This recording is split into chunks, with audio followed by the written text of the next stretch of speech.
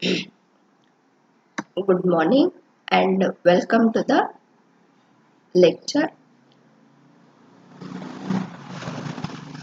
Here you have learned yesterday's lecture, the Carnot cycle, and today you are going to learn the work done in the 4 steps of the Carnot cycle.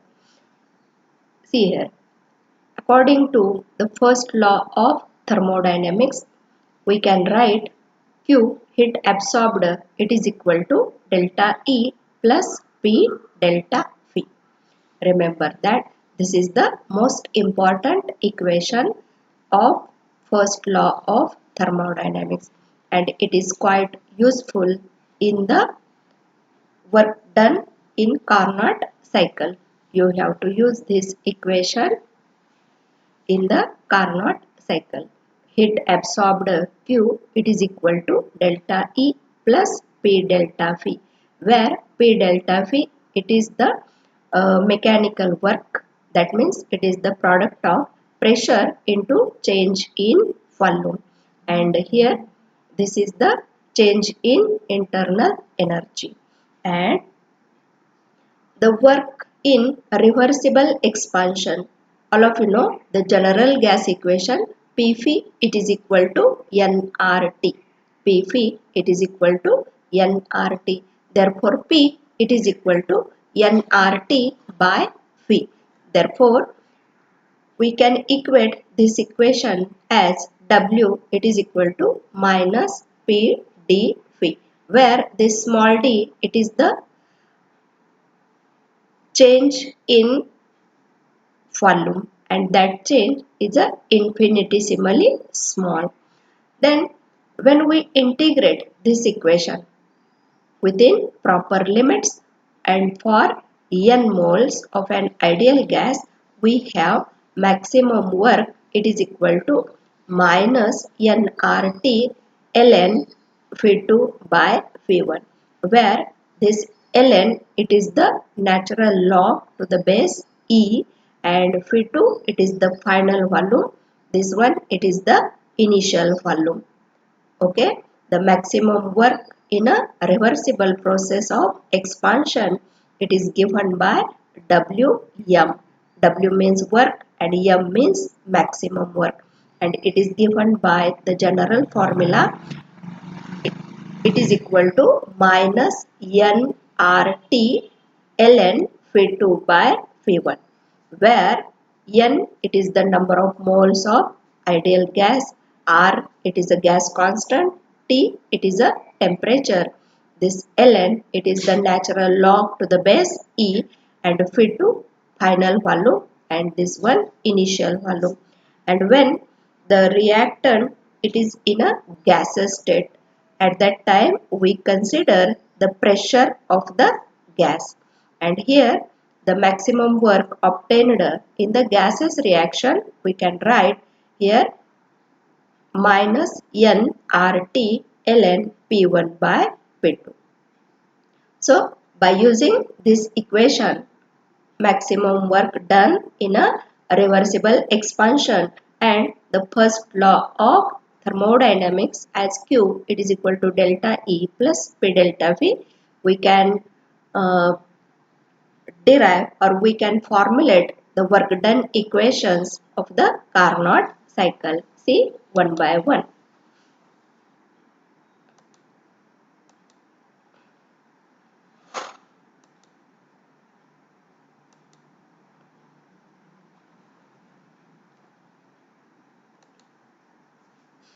So in step 1, all of you know the heat is absorbed by engine, it is the Q2 at temperature T2, and work is done by the system, so that work it is with negative sign, and it is given by R T2 ln V2 by V1, and as we have enclosed 1 mole of gas, so it is the work done in step 1 of the Carnot cycle. It is given by Q2 it is equal to minus W1 it is equal to RT2 ln Phi2 by Phi1.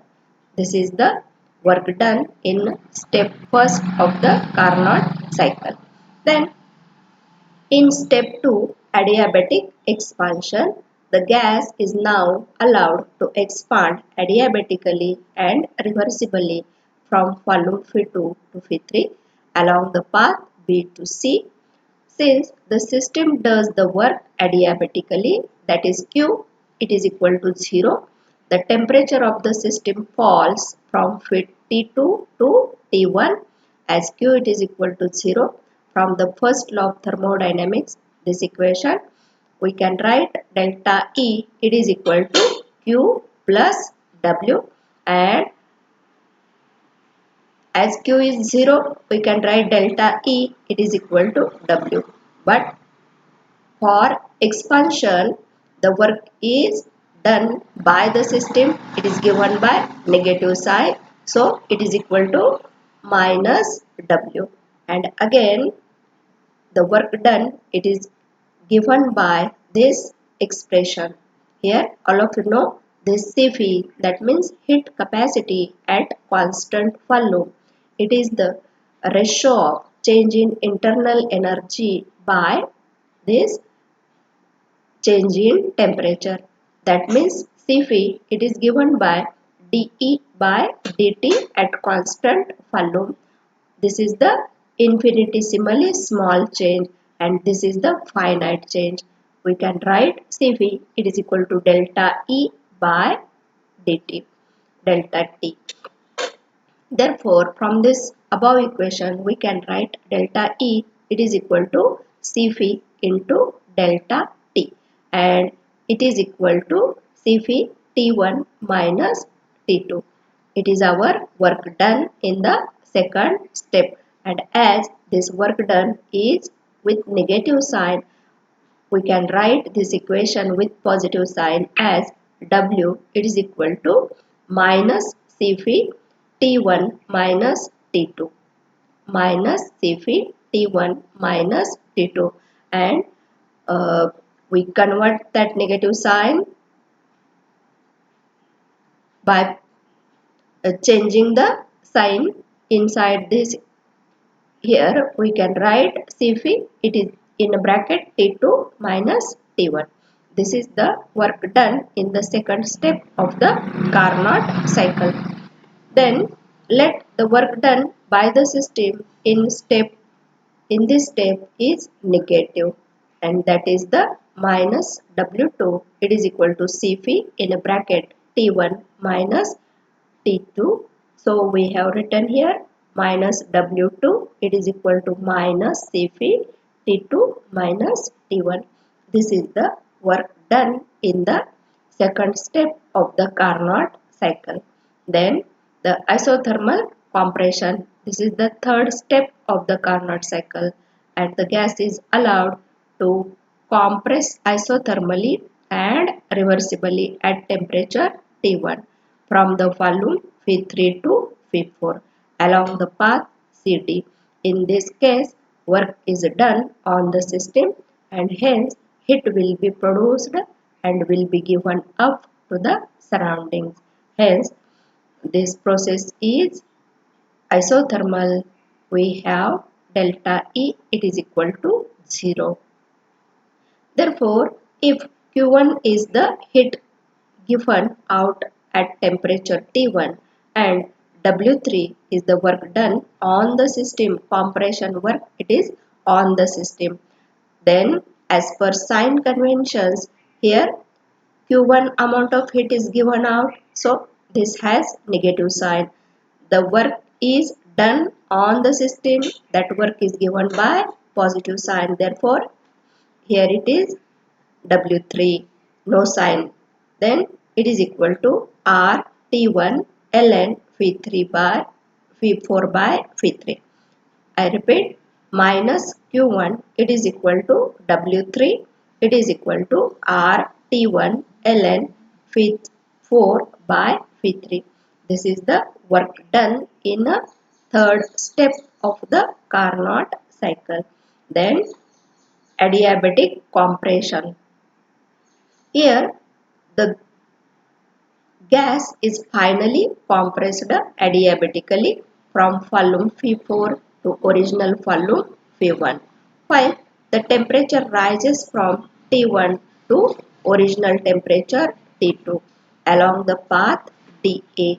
In this case, work is done on the system, and that work say W4 Q it is equal to 0. Then from the first law of thermodynamics, we can write here delta E it is equal to W4 it is equal to delta uh, Cv into delta T, and it is equal to Cv in a bracket T2 minus T1, that is W4 it is equal to Cv in a bracket T2 minus T1. This is the 4-step work. Then by combining all these works, that means W1, W2, W3 and W4, we can have the net work done. So we combine this net work done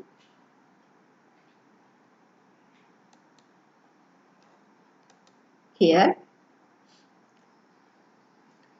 T2 minus T1 is increase in temperature during the adiabatic compression. Then the net heat absorbed Q by the ideal gas in complete cycle is given by Q it is equal to Q2 plus minus Q1, that is Q2 plus minus Q1 it is equal to RT2 ln V2 by V1 plus RT1 ln V4 by V3. We have these equations. Equation first, it is for Q2 it is equal to W1, and Q1, this is the third equation, that is Q it is equal to RT2 ln V2 by V1 minus RT1 ln V3 by V4. This is the net heat absorbed by the heat engine. Similarly, we can calculate the net work done W by the gas, and it is given as total work or net work it is equal to minus W1 plus minus W2 plus W3 plus W4. These two works are work done by the system, and these two works are work done on the system. And substituting the values of minus W1 minus WT to W3 and W4, we get here W it is equal to RT2 ln V2 by V1 minus RT1 ln V3 by V4, and equating this equation with this equation, that means net heat absorbed and net work done. These two equations are same.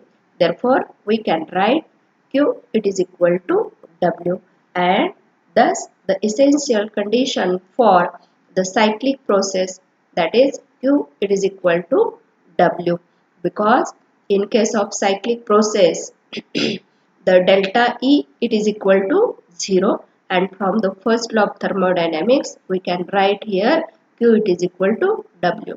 This is fully satisfied. Okay, this is the work done in the cyclic process. Remember well, always heat absorbed it is equal to work done.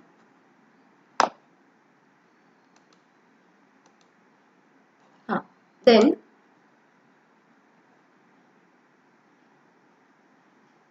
here again the work done it is given by R T2 minus T1 ln V2 by V1, and from this equation again Q it is equal to W, which is the essential condition of cyclic process. Then the next point here, the efficiency of Carnot cycle or Carnot heat engine. And it is the relationship between net work W and quantity of heat absorbed at the temperature T2 and can be obtained from the following equations, and it is known as thermodynamic efficiency. Or simply remember that efficiency of heat engine, it is the fraction of heat absorbed into the work, and this ratio it is given by, it is the T2 minus T1 divided by T2, or efficiency it is the ratio of W divided by heat absorbed. Thus here we have, this is the work done equation. W it is equal to R in bracket T2 minus T1 ln P2 by P1, and Q2 it is equal to R T2 ln P2 by P1. Taking the ratio of these two equations, we can write efficiency epsilon, it is equal to W divided by Q2, and it is equal to T2 minus T1 upon T2. This is the efficiency equation of the any heat engine, and remember that this ratio T2 minus T1 upon T2, it is always less than 1, and hence the W it is less than Q2. That means the total heat absorbed by the system cannot be completely converted into work, and this equation also gives the efficiency of heat engine. Again, efficiency of heat engine is always less than 1, and it is impossible to construct a heat engine which has efficiency unit or unit efficiency. The net heat absorbed by the system, it is Q, it is equal to Q2 minus Q1, and according to the first law of thermodynamics, this must be equivalent to the net work done by the system. Thus W it is equal to Q2 minus Q1, and putting this value of Q2 in this equation, we can have the another equation of efficiency as like this: Q2 minus Q1 upon Q2. By using this equation, this Q2 minus Q1 upon Q2, it is equal to T2 minus T1 upon T2. By using these equations, we can calculate the efficiency of the any heat engine. And as already I have told you, the Carnot's theorem, that means any two engines that is operating between two same temperatures have the same efficiency. Remember, any two heat engines operating between two same temperatures, they have the same efficiency, and it will be proved by calculating the efficiency by using these equations. Okay, and we can calculate the efficiency of heat engine by using this equation. Either W divided by Q2, it is equal to T2 minus T1 upon T2, or W it is equal to Q2 minus Q1. By putting this value of W here, we can find Q2 minus Q1 upon Q2. This ratio also gives the efficiency of the heat engine.